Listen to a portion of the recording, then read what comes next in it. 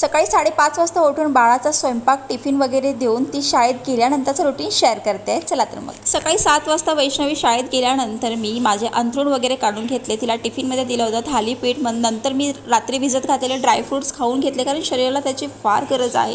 त्यानंतर किचनवरती झालेला पसारा तो आवरून घेतला. भांडी सिंकमध्ये टाकले, दूध तापवून घेतलं. चहा तर मी काय लगेच घेणार नाही, मी सगळं आंघोळ वगैरे झाल्यावरच चहा घेईल. भांडी जी होती थोडीफार नाश्त्याची आणि स्वयंपाकाची ती सगळी क्लीन करून घेतली. किचन कट्टा मस्तपैकी क्लीन झाला.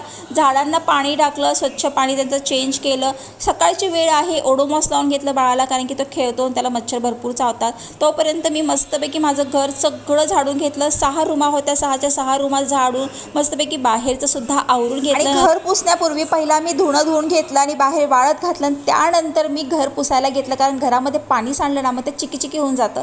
9:30 वाजलेले आहेत. मस्तपैकी आंघोळ झाली. मी आणि माझं बाळ आता नाश्ता करायला बसलो. मिनी